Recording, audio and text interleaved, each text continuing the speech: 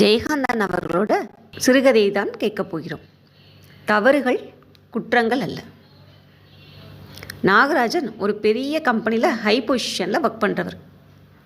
அவருக்கு செக்ரட்டரி தான் இந்த தெரசா. அவர் ரொம்ப நல்ல பொண்ணு. வழக்கமான ஒரு அலுவலக நாளில் தான் இந்த சம்பவமே நடந்தது. நாகராஜனை பார்த்து தெரசா எந்த ஒரு கடுமையான வார்த்தையும் சொல்லலை. மென்மையான சுபாவம் உடைய பெண் அவள். அவளை மாதிரியே அவள் செய்யலும் இருந்தது. நாகராஜன் மேலே அவளுக்கு நல்ல மரியாதையும் மதிப்பும் இருந்ததே தவிர அவரை அவமதிக்கணுங்கிற எண்ணம் அவன் மனசில் கொஞ்சம் கூட கிடையாது. அவள் திட்டியிருந்தா கூட அவர் எப்படியாவது சமாளிச்சிருப்பார். ஆனால் அவள் திட்டாமல் ரொம்ப மரியாதையாக நடந்துட்டா. அதை நினச்சி அவர் ரொம்ப வருத்தப்பட்டார். 50 வயது ஆயிடுச்சு. நமக்கு ஒரு மகன் ஒரு மகள் கல்லூரியில் படிக்கிறாங்க. இப்படி இருக்கன்னா இந்த வயசில் இதை செஞ்சுருக்கக்கூடாதே, இந்த வயசில் இதை தேவையானு நினச்சி அவர் ரொம்ப வருத்தப்பட்டார். கண்கலங்கினார். இந்நேரம் பசங்களுக்கு கல்யாணம் பண்ணியிருந்தா பேரம்பேத்தின்னு எடுத்திருப்பேனே, நான் போய் இப்படி நடந்திருக்கலாமா? என்னை நினச்சா எனக்கே அருவருப்பாக இருக்குது அப்படின்னு ரொம்ப வருத்தப்பட்டு அழுதார். நான் நடந்தது தெரசா விடாமா, அப்படி நடந்தது எவ்வளோ பெரிய தப்பு. நான் அவகிட்ட இப்படி நடந்திருக்கக்கூடாதே. அப்பா மாதிரி நினச்சி என்கிட்ட எல்லாத்தையும் பகிர்ந்து கொள்ளுவா, அவட்ட போய் நான் அப்படி நினச்சிட்டேனே என்று அவர் ரொம்ப வருத்தப்பட்டார். லஞ்ச் எடுத்துகிட்டு வருவேன் கண்ணையா. 10 நாளாக அவன் வேலைக்கே வரல. அதனால் வேலைக்கே வராதனால அவரோட டிரைவர் வந்து லஞ்சை பரிமாறினார். அவருக்கு சரியாக பரிமாற தெரியலேங்கும் போது என்ன பண்ணன்னு தெரியாமல் தெரசா வந்து என்ன பண்ணா, நான் பரிமாட்டுமான்னு தயங்கி கேட்டா. தயங்கினா, அப்புறம் நான் பரிமாட்டுமான்னு கேட்டவ அவருக்கு லஞ்சு பரிமாறினான். இப்படியே தினமும் லஞ்ச் அவருக்கு ஆஃபீஸில் சாப்பிட்டாங்க. அதுக்கு 2 வருஷம் முன்னாடி அவங்க லஞ்ச் அங்கே சாப்பிடவே மாட்டாங்க. வீட்டுக்கு போய் தான் சாப்பிட்டு வருவார். ஆனால் வீட்டுக்கு போய் சாப்பிட்டது மட்டும் இல்லாமல் அசதியில் ஒரு 10 நிமிஷம் கண்ணா சந்துட்டும் வருவார். இதனால் 4-5 மணி ஆகுதேன்னு சொல்லிவிட்டு என்ன பண்ணார், 4 மணி ஆகுதே லஞ்சுக்கு போகிற நமக்கு, வீட்டுக்கு போயிட்டு வரும்போது 4 மணி ஆகுதேன்னு நினச்சவர் என்ன பண்ணிட்டாரு, இங்கேயே சாப்பிடணும்னு கண்ணையா அந்த பழக்கத்தை கொடுக்கவுமே சாப்பிட்டுக்கிட்டார். கண்ணையா அவர் சொந்த அத்தை மகன். அவர் வயது தான், எல்லா வேலையும் செய்வான். அத்தை மகனை காமிச்சிக்க மாட்டான். திடீர்னு வேலைக்கு அவன் வரவே இல்லை. ஏன் வரல, திடீர்னு ஏன் நின்னா அப்படின்னு யோசித்தார். வரவே இல்லைன்னு காணான்னு பார்த்தார். கண்ணையா 2 வருஷங்களுக்கு முன்னாடி பரட்டத்தலையோடு வந்தான். அவனை பார்த்தோன்னே நம்ம அத்தை மகனே என்று அவர் பேசினார் நாகராஜன். ஆனால் அவர் வீட்டில் யாருக்குமே கண்ணையான பிடிக்கவே இல்லை நாகராஜன் வீட்டில். அப்புறம் போக போக பழகி போச்சு. அவனையும் ஒரு குடும்பத்தில் ஒரு ஆளாக எடுத்துக்கிட்டாங்க.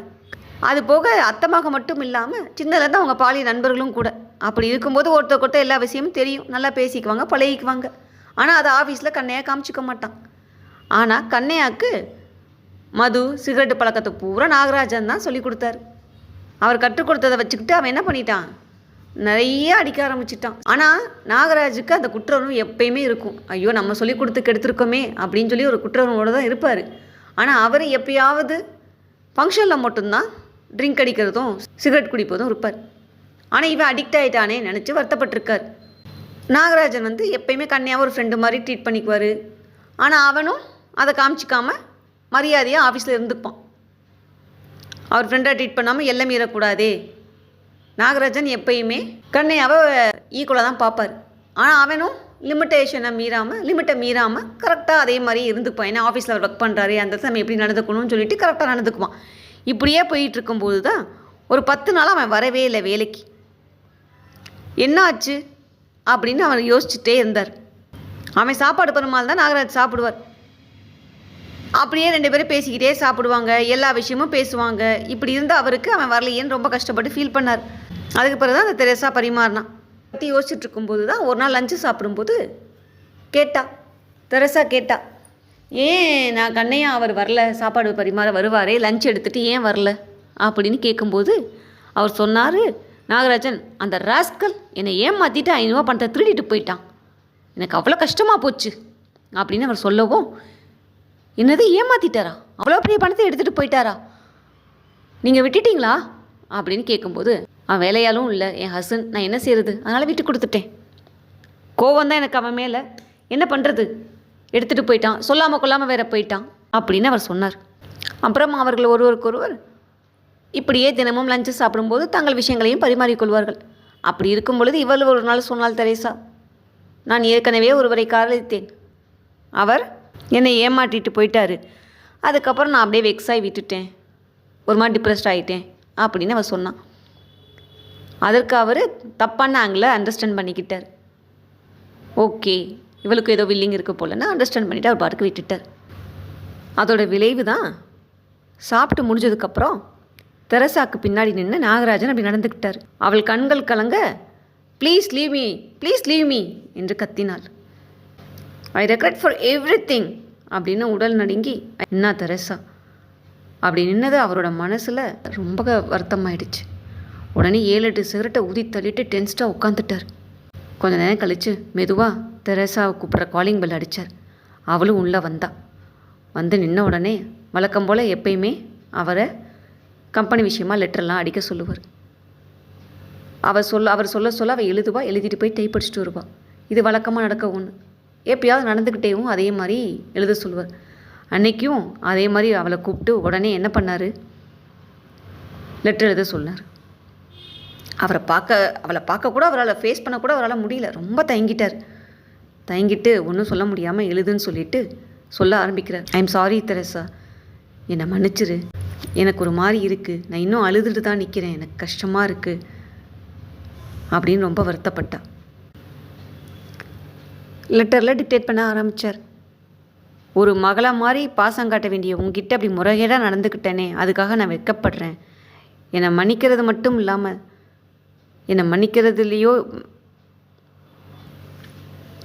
ஒரு மகளை போல் நினச்சி பாசம் கேட்ட வேண்டிய உங்ககிட்ட இப்படி முறைகேடாக நடந்துக்கிட்டேன், அதுக்காக நான் ரொம்ப வெட்கப்படுறேன். என்னை மன்னிக்கிறதும் இல்லை தண்டிக்கிறதும் உன்னோட மனசை பொறுத்து தான்.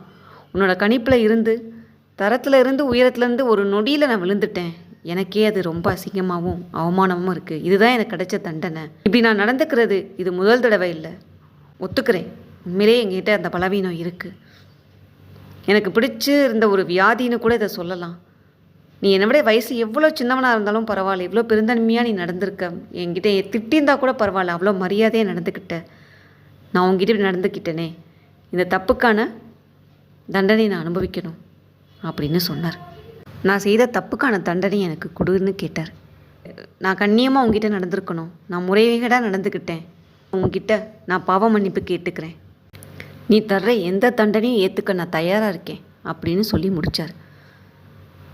தெரசா லேசாக கர்ச்சீஃப் வச்சு கண்களை தொடச்சிட்டு டைப் அடிக்க போயிட்டான். வழக்கம் போல் டைப் அடிக்க எடுத்துகிட்டு போனவ ஒரு லெட்டரை டைப் அடித்து உள்ளே வந்து அவர் டேபிளில் வச்சுட்டு அவரை பார்த்து லெட்டர் கொடுத்துட்டு வந்துட்டான்.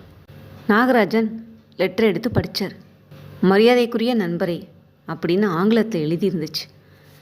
நீங்கள் என்கிட்ட டிக்டேட் பண்ணுறதை எழுதாமல் வேறொரு கடிதத்தை கொடுத்ததுக்காக முதல்ல என்னை மன்னிச்சிருங்க. நீங்கள் மனம் விட்டு பேச ஒரு வாய்ப்பாக தான் அந்த லெட்டரை டிக்டேட் பண்ணியிருக்கீங்க.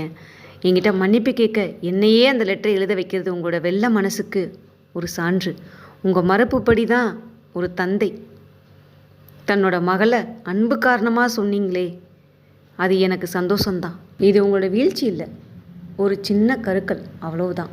நீங்கள் சொல்கிற மாதிரி அது ஒரு வியாதியா, அதுக்கு தண்டனை இல்லை, சிகிச்சை தான் தேவை. அப்படிப்பட்ட முறைகேடான நடத்தைகள் தவறு தான், ஆனால் குற்றங்கள் இல்லை. குற்றங்கள் தான் தண்டிக்கப்படணுமே தவிர தவறுகள் திருத்த தான் படணும். மன்னிக்கிறவங்க தான் மன்னிக்கப்படுவாங்க.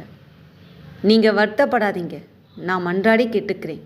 நம்மளோட டீல் படி நாம் இனிமேல் ஃப்ரெண்ட்ஸாகவே இருப்போம். நீங்கள் மறந்துடாமல் என் பர்த்டே பார்ட்டிக்கு வாங்க அப்படின்னு சொல்லிடுறார். நாகராஜன் வீட்டுக்கு போகிறார். வீட்டுக்கு போய் பார்த்தா கார் ஷெட்டில் நாகராஜன் மனைவி மகளெல்லாம் திட்டிகிட்டு இருக்காங்க. என்னன்னு பார்த்தா கண்ணையா அங்கே இருக்கான். ஏண்டா பணத்தை திருடன என்று கத்தி கொண்டிருக்கிறார்கள். அங்கே போகிறார் நாகராஜன் போனவுடன் என்ன ஆகிவிட்டது, எப்போ கண்ணையா வந்தாய் என்று கேட்டுட்டு, ஏன் இப்படி திருடி கொண்டு போனாய் என்று சொல்லாமல் கூட போய்விட்டாள் என்று கோபமாக கத்தினார். என்னை மன்னிச்சிருங்க, நான் தப்பு தான். எனக்கு குடிக்கணும் போல தோணுச்சு. பணத்தை பார்த்தோன்னே என் கையை கட்டுப்படுத்த முடியல. எடுத்துகிட்டு ஓடிடலாம், குடிச்சிடலாமேன்னு தான் எனக்கு தோணுச்சு. பணத்தை எடுக்கணுமேன்னு தோணுச்சே தவிர உங்களை பற்றி நினைக்கவே இல்லையே அப்படின்னு அவன் ரொம்ப வருத்தத்தோடு சொன்னான் கண்ணையா. அது ஒரு ஹேபிட்டாக நான் அப்படி எடுத்துட்டேன். எனக்கு அந்த நேரத்தில் அதுதான் தோணுச்சே தவிர வேறு எதுவுமே எனக்கு தோணலை. அதுக்கு பிறகு நான் ரொம்ப வருத்தப்பட்டேன். இன்றைக்கி வரைக்கும் அதை நினச்சி நான் ஃபீல் பண்ணிட்டு தான் இருக்கேன். ஏன் அப்படி பண்ணிட்டோம்? நான் கேட்கும்போதெல்லாம் பணம் காசு கொடுக்கும்போது நான் ஏன் அதை பண்ணியிருக்கணும்னு எனக்கு ரொம்ப வருத்தமாக போச்சு அப்படின்னு சொல்லிட்டு சாரி கேட்டு நின்னான். என்னை மன்னிச்சிருங்க நாகராஜா, என்னை மன்னிச்சிரு அப்படின்னு சொல்லி கேட்டான். அப்போ தான் நாகராஜ் யோசித்தார். தெரசா நம்மளை மன்னிச்சதுனால தான் நான் திருந்தினேன். இன்றைக்கி நான் கண்ணையை அவன் மன்னிச்சாதான் கண்ணையா திருந்துவான். ஸோ என்ன பண்ணிடலாம், அவனை மன்னித்து நம்ம ஏற்றுக்குவோம், அதுதான் நல்லது. அவனும் திருந்துவான், அது நல்லதாக போய் முடியும் அப்படின்னு நினச்சி என்ன பண்ணார், அவரை மன்னிச்சு ஏற்றுக்கிட்டு வாடா வழக்கம் போல் இருறா அப்படின்னு கூப்பிடுறாரு. இதை பார்த்த உடனே அவங்க வீட்டில் இருக்க அத்தனை பேருக்குமே சந்தோஷமாயிடுது. அவங்க அப்பா இவ்வளோ நல்லவரா, பரவாயில்லையே, பெருந்தன்மையாக ஏற்றுக்கிட்டாரே கண்ணையாவன்னு மனைவி மகன் மகள் குடும்பத்தோடு ரொம்ப சந்தோஷப்பட்டாங்க. நம்ம அப்பா இப்படிப்பட்டவரா அப்படின்னு. அவர் தெரசா மன்னிச்சதுனால தான் அவரும் திருந்தது மட்டும் இல்லாமல் கண்ணையாவை மன்னிக்கணுங்கிற எண்ணம் அவருக்கு வந்ததுங்கிறது கூட அவங்களுக்கு தெரியாது. மன்னிக்கப்படுகிறவர்கள் தான் மன்னிக்கிறார்கள். இதுதான் கதை.